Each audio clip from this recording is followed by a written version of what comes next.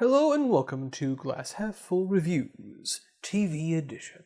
Today, I'm going to be reviewing and breaking down Season 4 of Louie, Episodes 8, 9, and 10, which are the final episodes of Elevator and Pamela, Part 1. Now, let's get started. The final arc of the Elevator saga begins with a reminder of the metaphoric hurricane, increase in exaggerated, catastrophic damage. We're reporting the sad death of LeBron James and the rest of the Miami Heat and 12 million other people. There is an idea here, the concept of prioritizing one's own perspective over others. LeBron is dead. The other fatalities are unimportant. We see a continuation of this theme when Todd Barry, the devil over Louie's shoulder, returns with a dramatized, stylized, and self-important take on his typical day. He triumphs in saving money. $8.50. I sell one ticket, I'd cover most of that. His concerns seem small in comparison to the world. When he achieves victory, it's when his name is spelled correctly. New sign with my name spelled correctly. Selfishness is the problem here, and how our limited perspectives color our interactions with the world. We return then to the elevator, that same metaphor of change and death, where Ivanka is once again trapped. God damn it! Oh! It may represent time passing, trapping us in its inexorable grip. And I brought you to the doctor. That damn elevator, I'm gonna die there. The pseudo-wisdom of Dr. Bigelow argues once more for living for the day, but Ivanka is on the same page. If you didn't screw the cow, she's not your cow. When things heat up and Louie finally consummates his passion, Amia said, thinking things have changed from what they had.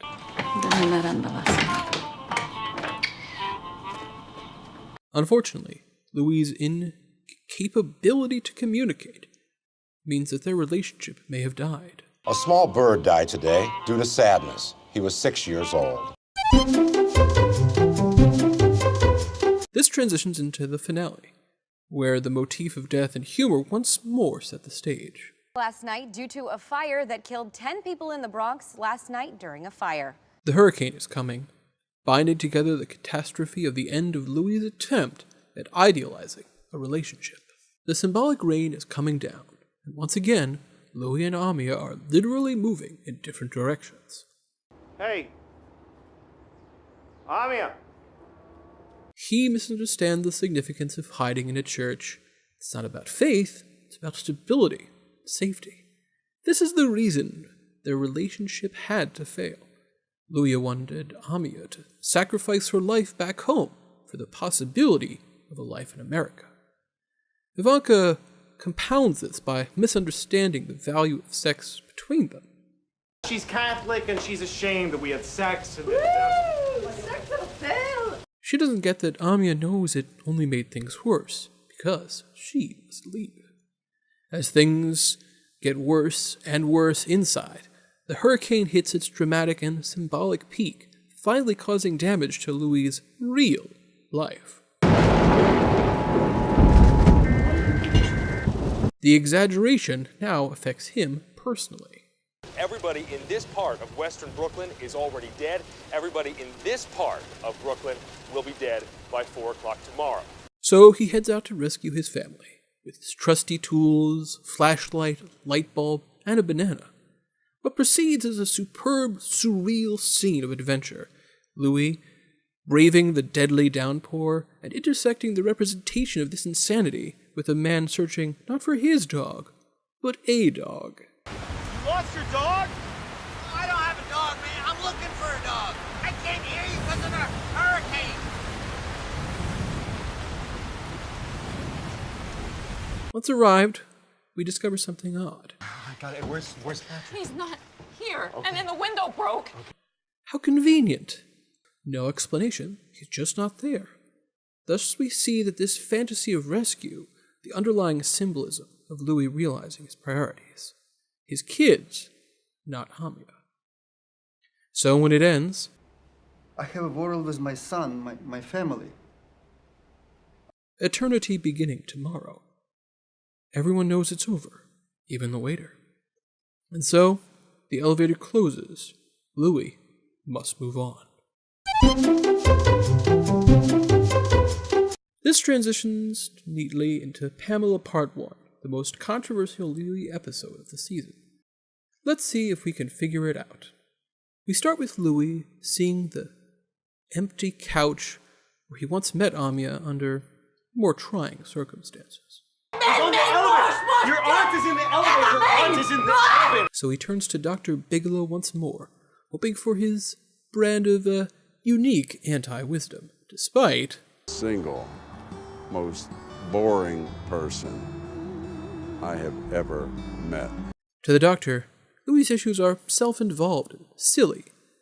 To wit, I'm not entirely sure what your name is, but you are a classic idiot. this seems to make Louie think he should try again with the spurned Pamela. She isn't happy about being the rebound girlfriend, and is as caustic as ever, but that seems to be something Louie still finds attractive and is drawn to. Jesus, why are you so mean to me? Why do you like it? The danger of miscommunication comes again with overhearing the gangster talk. Meet me there at 12 o'clock and you can help me get rid of him. But as Louie learned his lesson, soon after, he sees a crazy person talking to nobody, so he feels the need to step in. To me, I'm not going to sit there and let them keep talking to me. But is it listening or an empty gesture? Considering what happens next, it's not an easy question to answer. At the stand-up segment, Louie discusses the sexism and violence inherent in the term wife. This cute woman was like, "Says wearing a wife beater." Stop saying it! Like, and even brings up the fear of women. We're so scared of them. And then finally, one guy punched a woman. This right after he joked about God having a dead wife. Somewhere in heaven there's a porch with a dead lady under it. So the actual answer becomes clear. There isn't one. Louie, again, the character, not Louis C.K., the artist, has already shown himself to think of himself as against violence against women, yet willing to joke callously about it.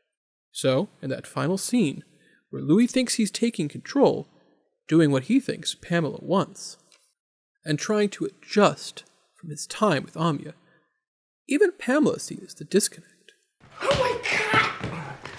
This would be rape if you weren't so stupid!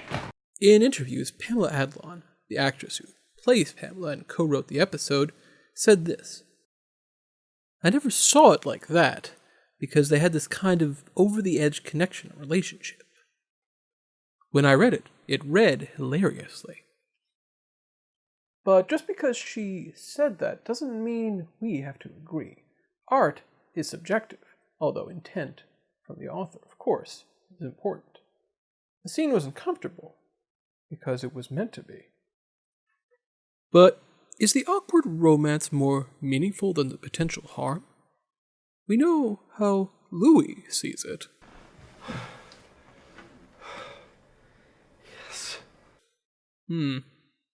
Look familiar? So maybe we don't have answers. I can accept that. These episodes were a literal torrent of ideas and jokes, and things only get crazier from here. Next time, I will review the two-parter Into the Woods. And, well, after that, I'll finish off the season. Thanks for stopping by. Jimmy, Jimmy, Jimmy, Jimmy. Jimmy, Jimmy, Jimmy, wow.